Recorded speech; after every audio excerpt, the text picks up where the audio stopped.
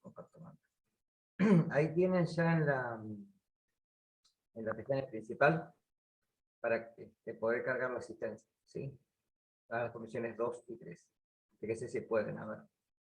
Yo me fijo, a ver si hay algún inconveniente, pero creo que no va a tener ningún inconveniente. A partir de hoy ya está, ¿sí?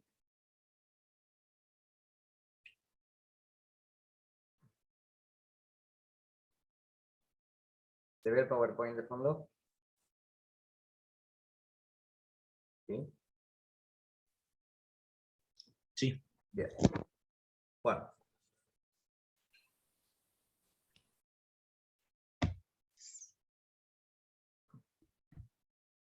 Ahí.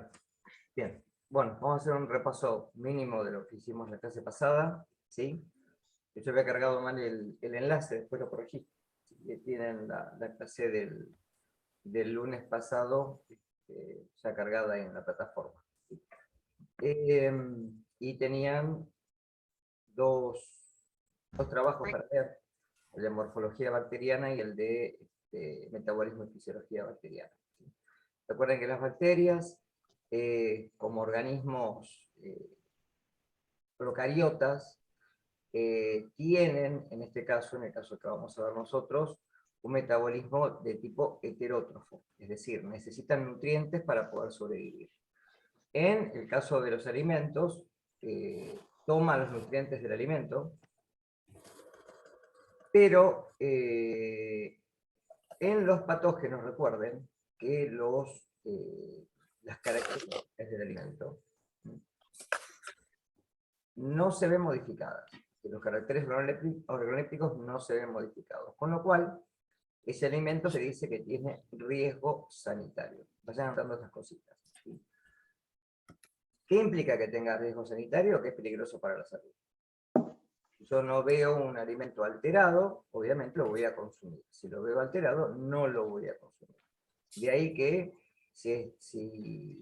digamos, las bacterias pueden modificar los caracteres organolépticos de tal forma que nosotros podamos percibir el sabor, el color, ¿no?, la textura del alimento, o a sus características que tendrían que ser las propias del alimento en sí, ¿no? Y de alguna manera detectamos alguna pérdida, por ejemplo, de las características que normalmente estamos acostumbrados a ver, por ejemplo, en una fruta, ¿no?, en queso, en una carne. Entonces, si se ven modificados, este alimento no tiene riesgo sanitario porque está alterado, y con lo cual no lo voy a consumir, ¿sí? Ahora, dentro de las características procariotas, hay una variedad de modificaciones que son dadas por el perfil metabólico de cada especie en particular. Y recuerden que el metabolismo es la suma de las funciones bioquímicas que tenga un organismo o microorganismo para poder subsistir en el medio ambiente. Todas las reacciones bioquímicas que se dan para que, en este caso, puedan oxidar nutrientes, son las que, a la luz del crecimiento bacteriano, nos interesan en varios sentidos, ¿sí? Primero porque al entender la bioquímica, como dice acá, del crecimiento microbiano, podemos tomar precauciones, ¿sí?, en algunos de los puntos del crecimiento bacteriano, modificar, obviamente, ¿sí?, con el agregado, por ejemplo, de ácidos o bases, o el agregado, por ejemplo, de sales, podemos modificar las características físico-químicas del alimento. Y de esta manera podemos evitar el crecimiento bacteriano. A veces no podemos evitarlo totalmente, pero sí a la hora de que uno pueda estar seguro de que ese alimento va a estar en el mercado el suficientemente tiempo para poder consumirlo, ¿de acuerdo? Por eso hay muchos alimentos que tienen fecha de vencimiento.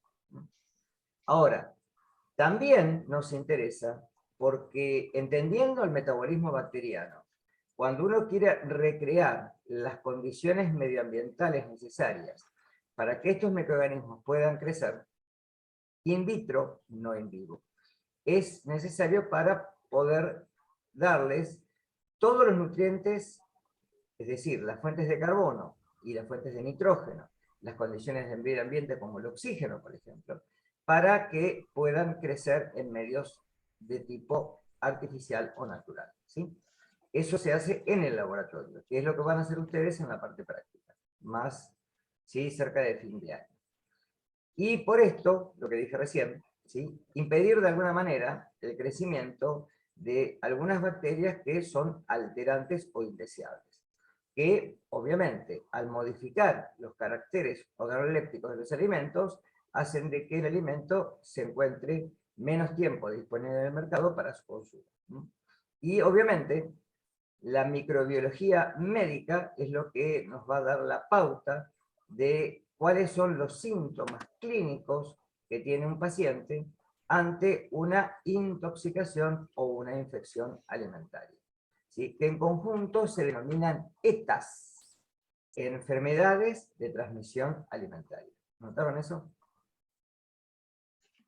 Para eso vamos a ver que podemos tener en el aspecto de las enfermedades que se dan por microorganismos bacterianos, podemos tener intoxicaciones, es decir, el consumo de un elemento producido por el metabolismo bacteriano, que llamamos toxina, que es la que genera todos los síntomas clínicos en el paciente, o podemos tener una infección alimentaria, que ya es el propio microorganismo el que genera el cuadro clínico. Dentro de las infecciones tenemos algunas que son de carácter tóxico, es decir, que el microorganismo in vivo, es decir, dentro del organismo, genera una toxina. Entonces, a estas infecciones en particular las llamamos toxoinfecciones o toxi-infecciones, es lo mismo. ¿Sí? ¿Quedó claro? O sea que tenemos en realidad dos grandes cuadros que vamos a ver, que son intoxicaciones o infecciones. Y dentro de las infecciones tenemos infecciones que se denominan propias, que solamente la bacteria genera un cuadro clínico per se, o las toxoinfecciones, en donde se genera en el organismo una toxina. Y esa toxina es la responsable de la sintomatología clínica. ¿Hasta acá quedó claro? Si no, pregunten, ¿eh? Porque ya leyeron algo, y por ahí tienen alguna duda. Bien. Dentro de los organismos que nosotros podemos llegar a estudiar, una de las facultades que nos interesan es la cantidad de energía que necesitan para poder sobrevivir, ¿sí? En este aspecto tenemos los que de alguna manera utilizan la luz radiante, es decir, todos los organismos que son fotosintéticos, que ya pueden ser fotótrofos o autótrofos, ¿sí? Los ejemplos son las algas cianofisias, pueden ser algunas bacterias, ¿sí?, o como cianobacterias, o pueden ser directamente todos los vegetales del reino, ¿sí?, Plantae, que son los vegetales superiores, ¿sí?, que pueden, a través de la luz solar, generar su propia, ¿sí?, materia prima, ¿sí? Por ejemplo, en la papa, a través de la fotosíntesis, se generan moléculas de almidón, que son almacenadas en la raíz, que es el tubérculo. Un ejemplo. En el medio tenemos los que de alguna manera necesitan, sí, compuestos orgánicos para poder de alguna manera sobrevivir. Con lo cual ahí tenemos a todos los heterótrofos u organótrofos, que son los que, por ejemplo, utilizan nutrientes para oxidar, el caso nuestro, o el caso de que mencioné, las bacterias, ¿sí? Recuerden que la diferencia fundamental entre entre las células, procariotas y eucariotas, es que mientras que las eucariotas tienen mitocondrias, que son las organelas que se encargan de oxidar los alimentos a última instancia para poder obtener la mayor cantidad de energía. Ustedes recuerden que dentro del metabolismo tenemos un metabolismo, debe haber leído, fermentativo u oxidativo. El metabolismo fermentativo solamente se puede obtener una menor cantidad de ATP, y esto ocurre directamente en el citoplasma celular de las células eucariotas, ¿sí? O de las procariotas. En cambio, si hablamos de una oxidación aeróbica, nosotros sabemos que en las células procariotas esto está acoplado a citocromos que se encuentran en la membrana plasmática, y en el caso de las células eucariotas tenemos como referentes a las mitocondrias. ¿Quedó clara esta diferencia? Todo lo que generalmente se pregunta. Luego tenemos los litótrofos, que están muy por debajo, que utilizan algunos compuestos inorgánicos para poder obtener energía.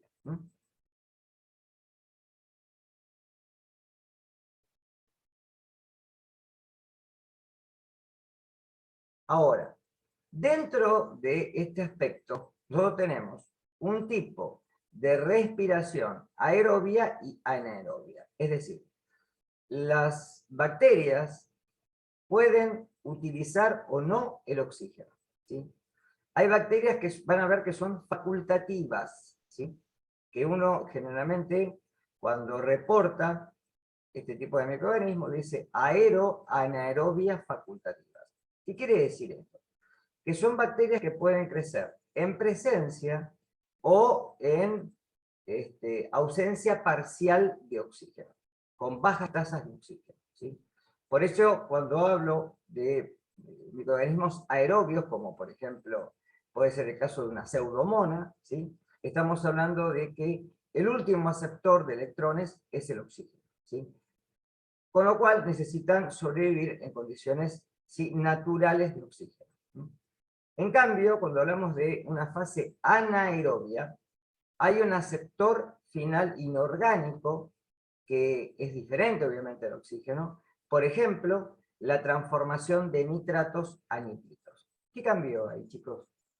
Si yo hablo de nitratos a nitritos, ¿qué es lo que cambia?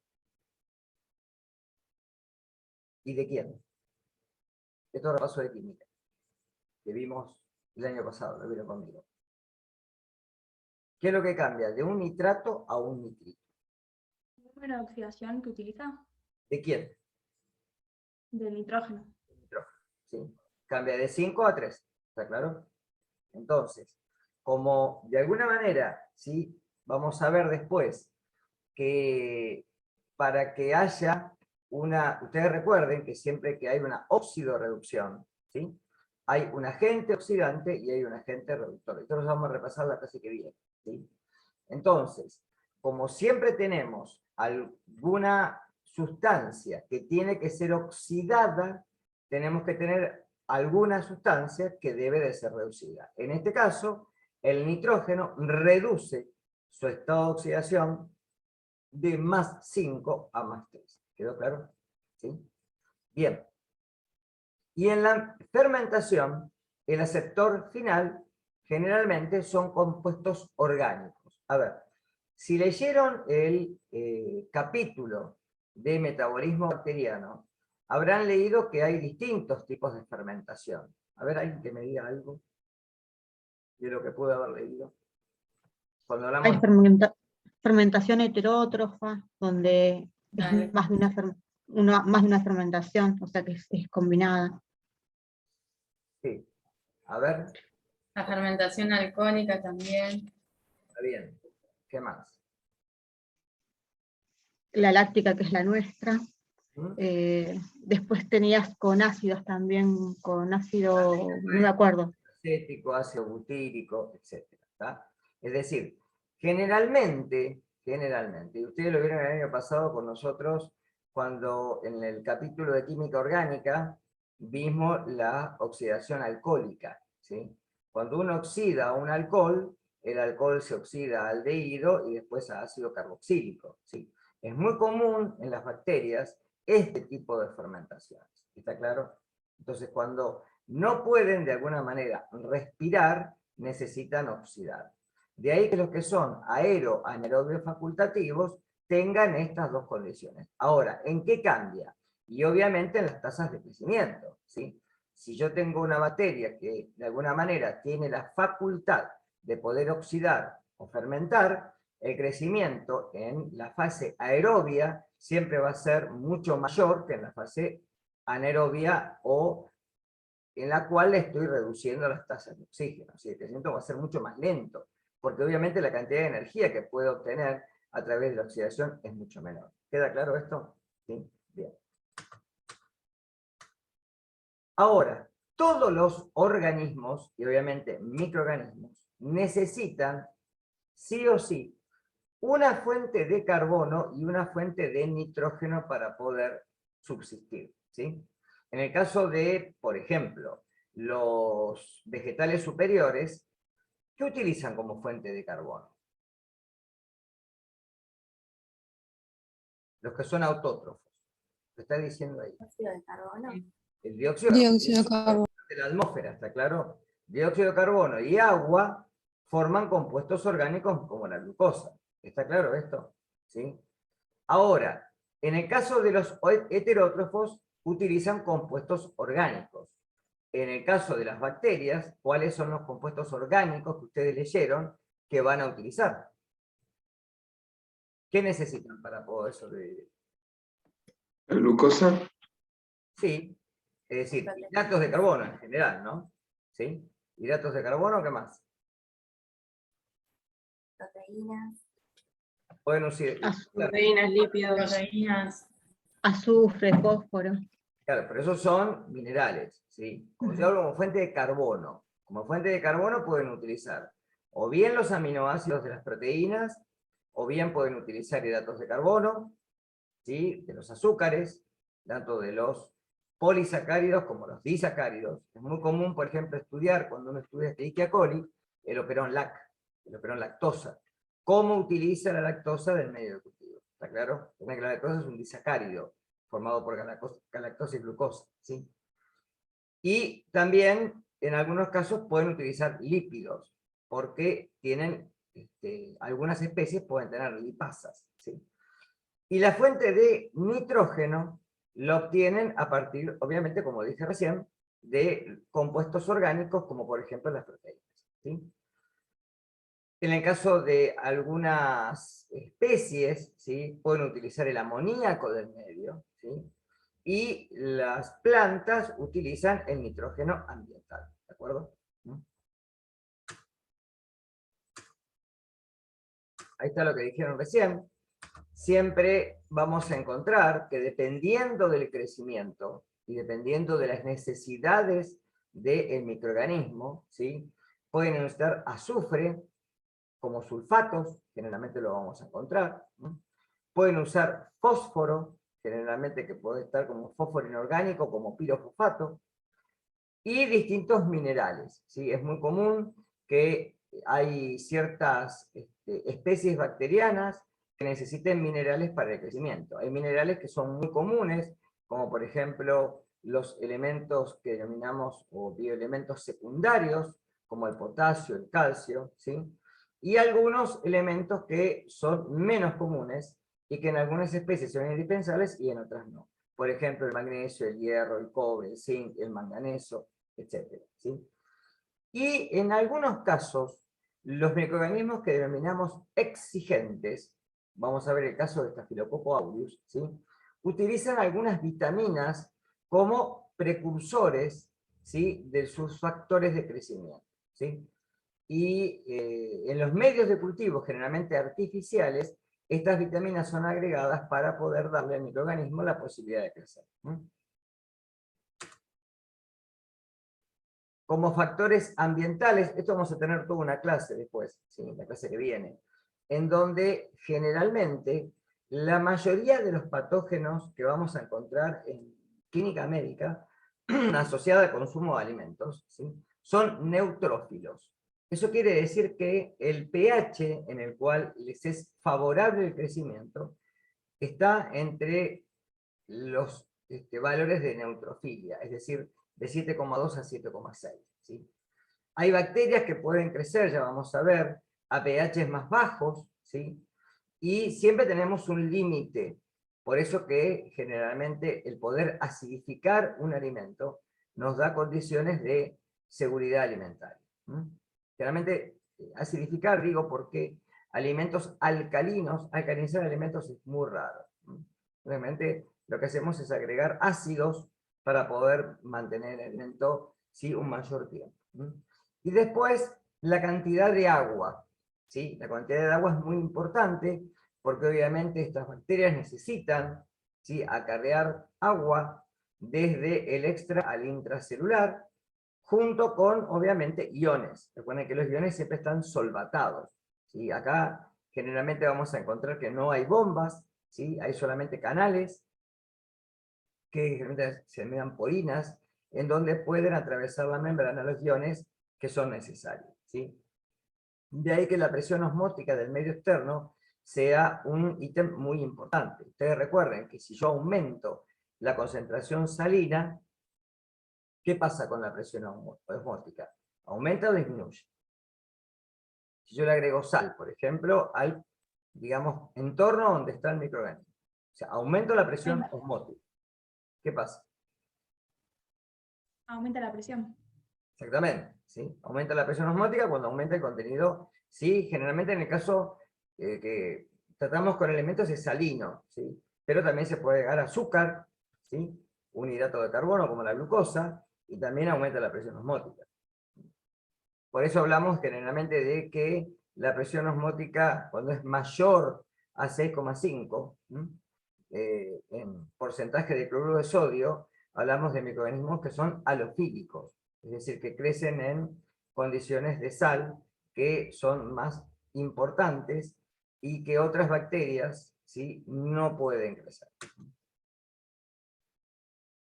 En el caso del oxígeno, vamos a ver que vamos a dividir a las bacterias, o a los géneros, ¿sí?, bacterianos, en aerobios y anaerobios. Dos grandes taxonómicamente, dos grandes poblaciones de microorganismos. Dentro de los aerobios tenemos los que son obligados o estrictos. Nótalo también. Aerobios obligados o estrictos.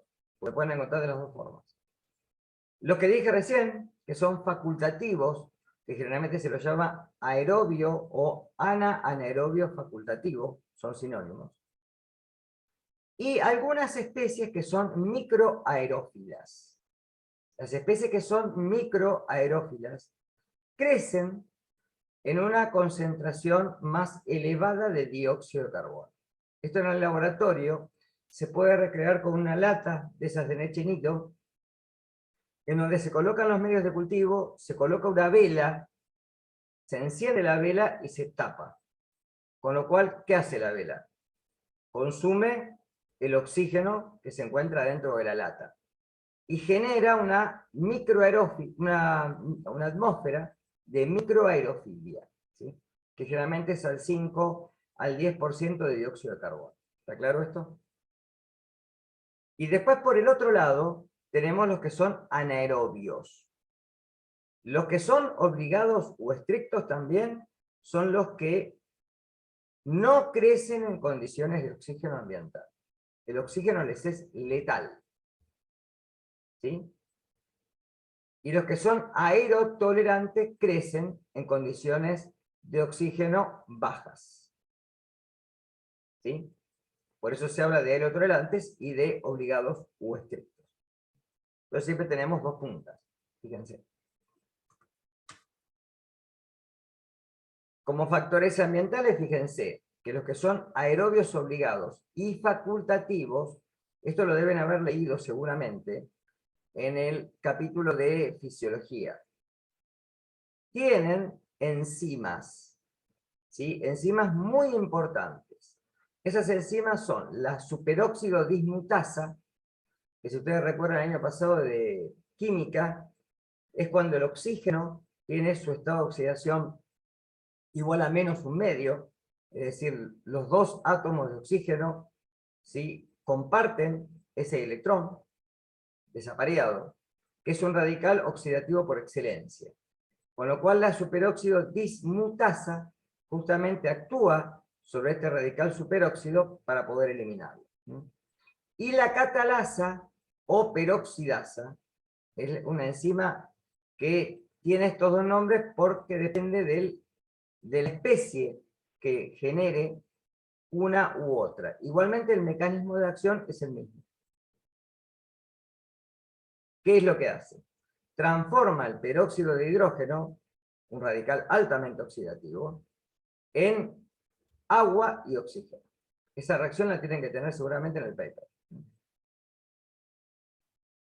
Los que son anaerobios obligados carecen de enzimas, por eso que el oxígeno les es letal. Y los que son anaerobios aerotolerantes tienen peroxidasa. ¿De acuerdo? Perdón, ¿cómo se forma el peróxido de hidrógeno? ¿De dónde proviene? O el radical superóxido. A ver, para los que leyeron. ¿De dónde proviene? Porque no proviene del medio ambiente. ¿Proviene de qué?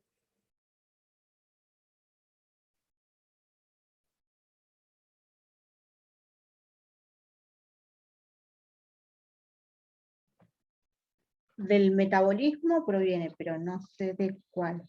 El metabolismo, en este caso, oxidativo. ¿Sí? Oxidativo. Cuando las bacterias, de alguna manera, pueden aprovechar los alimentos y oxidarlos, ¿sí? Generalmente se forma peróxido de hidrógeno o se puede formar radical superóxido. ¿Sí?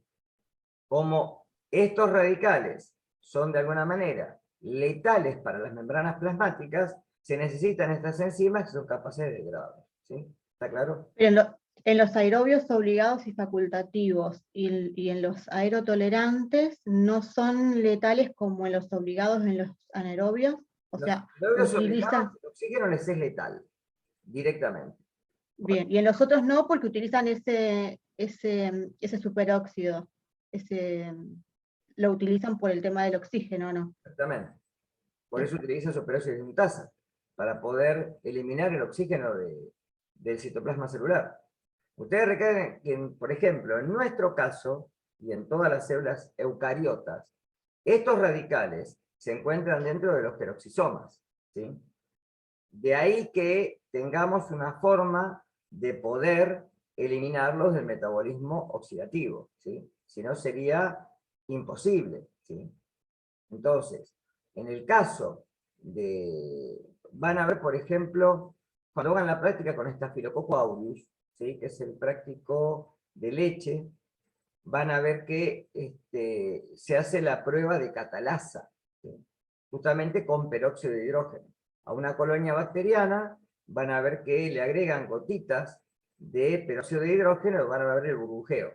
¿Por qué el burbujeo? Porque justamente tiene esta enzima que puede desdoblar al peróxido de hidrógeno en agua y oxígeno, que es lo que burbujea. ¿Está claro?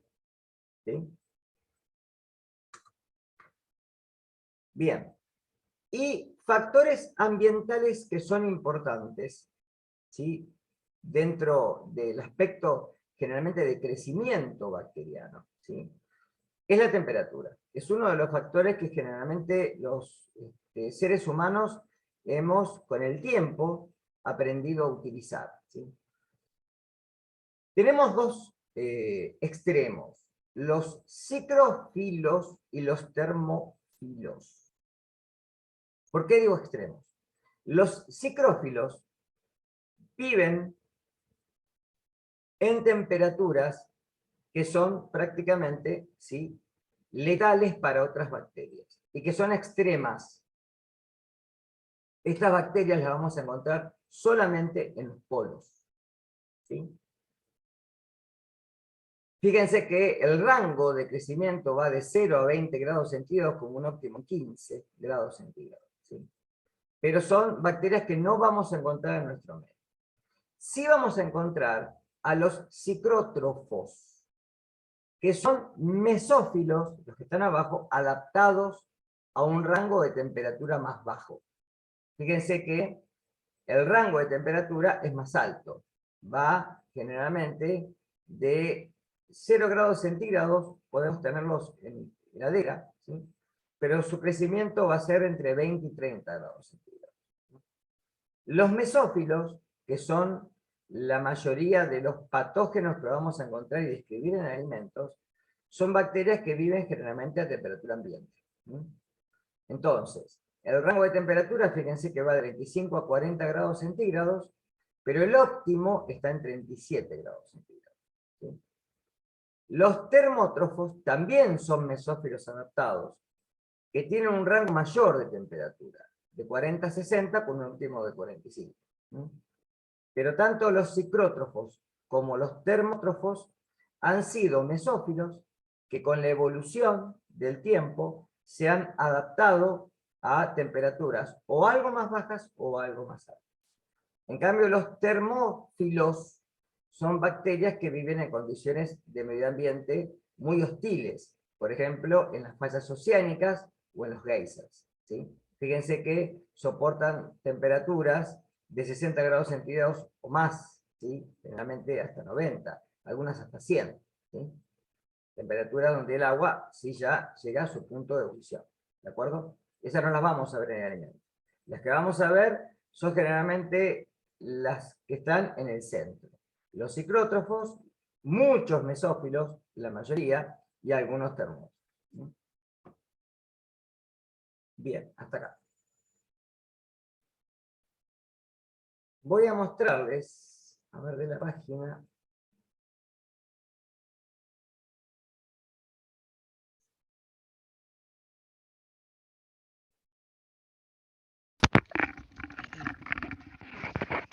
Dani,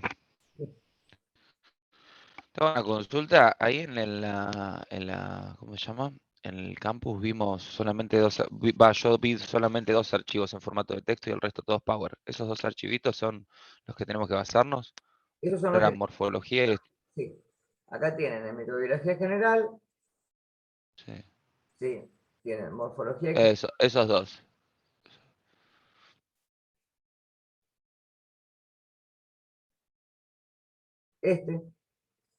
¿Sí? Este artículo, Sí, que es un repaso de lo que yo di la clase pasada. sí. ¿Ah? Y ahora es la de ahora, ¿no? Fisiología y metabolismo bacteriano. De Es el de... fisiología, esperen que no quiero hacer un lío. Y el de fisiología.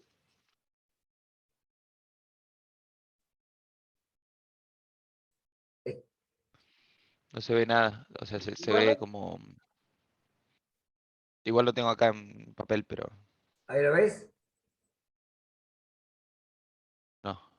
No, No está importa, negro. lo está negro, pero lo tengo acá, no pasa nada. Espera. Eh,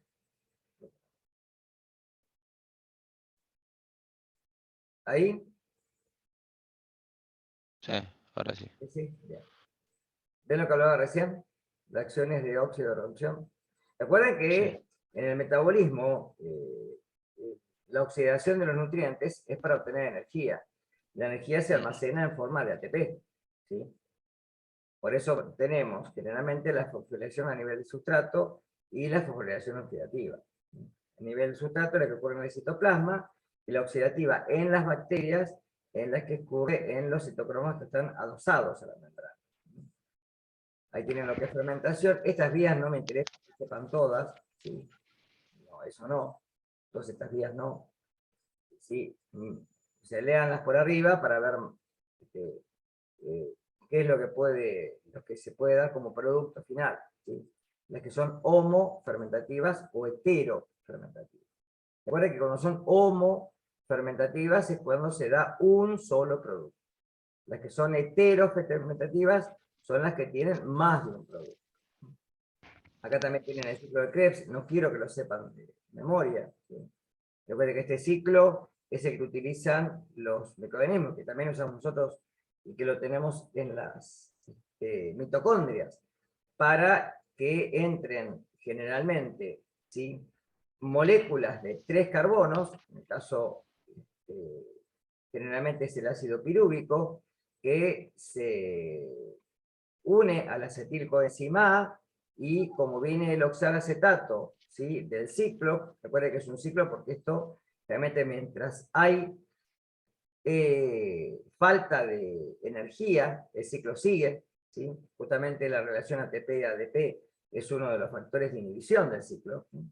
y el ciclo culmina con la formación de moléculas de NAD y de FAD, generalmente, ¿sí? Más un GTP. Y esto lo que hace es, a través de la cadena transportadora de electrones, formar directamente ATP. Recuerda que acá no tenemos mitocondrias, dice que están, ¿sí?, asociados a la membrana citoplasmática. ¿De acuerdo? Esa es la diferencia fundamental. Ahí tiene la respiración, lo que se acabo de decir recién. Las que son anaerobias facultativas. Recién mencioné el operón lactosa o operón lac. Hay 3 enzimas constitutivas que son las que permiten de alguna manera poder utilizar la lactosa en el medio de cultivo. Bueno, más o menos vayan viéndolo. La clase que viene ya vamos a... Yo lo que voy a hacer es para no perder, porque si no, vamos a perder una clase. Tal vez les deje grabada una clase, o les deje la del año pasado, de los parámetros que los microorganismos necesitan para poder crecer, ¿sí? Junto con lo que es el crecimiento bacteriano. ¿De acuerdo? Esta, por ejemplo, es una curva de crecimiento. O sea que esto se los doy ahora. Miren. ¿Alcanzan a ver la curvita esta? ¿Se ve esto? Sí, sí. Bien. Cuando nosotros tenemos un medio de cultivo, o cuando las bacterias, ¿sí?, de alguna manera llegan al alimento, ¿sí?, tenemos una primera fase que es una fase de latencia. ¿Qué quiere decir que sea una fase de latencia? Que en esta fase, a pesar de que uno supone que el metabolismo es lento, es todo lo contrario. Es justamente cuando a nivel genético, ¿sí?, se sintetizan las enzimas que son necesarias para el crecimiento en la fase exponencial. Entonces, esta fase es de adaptación metabólica, ¿sí? Que no lo confunda lo que uno dice latencia como para pensar de que no hay crecimiento, ¿sí? En esta fase, a pesar de que no hay un crecimiento significativo, es justamente la fase de adaptación en la cual los microorganismos pueden, ¿sí?, armar su propio arsenal enzimático para poder sobrevivir después. En la fase exponencial, porque fíjense que acá hay un logaritmo, no está el número de bacterias, sino un logaritmo, con lo cual por eso se transforma una curva en una recta, ¿sí? En la fase exponencial es cuando el número de microorganismos crece a un nivel de 2 a la n, donde el número de divisiones es n. Entonces nosotros tenemos, por ejemplo, 2 a la 16, 2 a la 20, es el número de divisiones bacterianas que se da por generación, ¿sí? Y en esta fase el crecimiento es rapidísimo, ¿no? Y normalmente esta fase va a culminar en una fase estacionaria. ¿Qué quiere decir estacionaria? No es que no haya crecimiento, sino que el mismo número de bacterias que van sobreviviendo iguala al número de bacterias que mueren. ¿Por qué ocurre esto? Por ejemplo, por falta de nutrientes. O porque se acumulan desechos oxidativos en el medio de cultivo y las bacterias comienzan a morir. Y la fase de declinación y muerte, que es esta que está acá, es la que se da cuando, en alguna manera, ya los nutrientes se acabaron o se acumularon demasiados productos tóxicos y las bacterias comienzan a morir, ¿sí? Esto obviamente tiene una fase que en el tiempo uno puede estudiar este crecimiento y, como les dije hoy, a ver, ¿en qué punto, si yo tuviera que inhibir el crecimiento bacteriano, en cuál de las fases haría hincapié? En la catalizadora, en la enzimática, en la A. La A es latencia, acordate. ¿Sí? Latencia, Entonces en la B. potencial, ¿sí?, estacionaria, declinación y muerte. ¿De acuerdo? Entonces, si uno quiere hacer de alguna manera un mecanismo o tomar algún mecanismo de prevención, lo tendríamos que hacer en la fase de latencia, ¿sí? Porque ya llegado a la fase estacionaria vamos a ver que muchos de los géneros bacterianos basta digamos, este crecimiento para que se puedan generar toxinas. Y uno puede eliminar al microorganismo, pero no a la toxina, porque la toxina puede ser termostable. ¿De acuerdo? ¿Sí?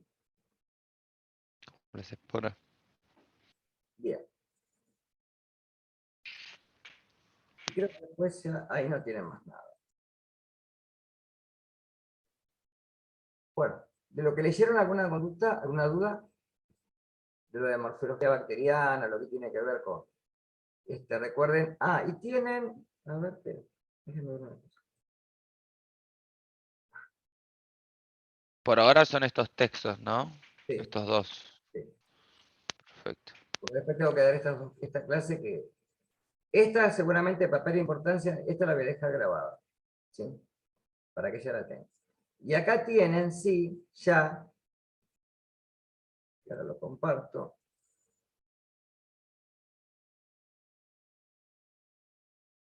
¿Se ve en el fondo? Sí. Bien. Un cuestionario para empezar a responder para ustedes es esto, ¿eh? No es para que suban nada, ¿no? Pero fíjense que, por ejemplo, dice, enumere los elementos bacterianos como constitutivos y facultativos, ¿no? Como por ejemplo, ribosomas, constitutivos, flagelos, facultativos, ¿sí? ¿Cuáles son las diferencias en las paredes de las células gram negativas? Esto ya lo vimos, ¿no? ¿De acuerdo? Estas preguntas la mayoría ya las pueden responder. ¿Estamos? Para que ya vayan avanzando en el estudio y vayan teniendo idea más o menos de lo que puede llegar a ser fácil.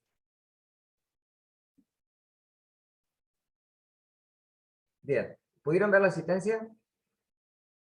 Para las comisiones 2 y 3, ¿pusieron asistencia? Sí. Bueno, Sí. No, ¿dónde es? adelante, Ya donde son para poner. abajo está la asistencia para comisión 1, 2 y 3. Acá está, acá está, acá está. Entren en la comisión, se buscan por apellido y ponen presente. Y ya está.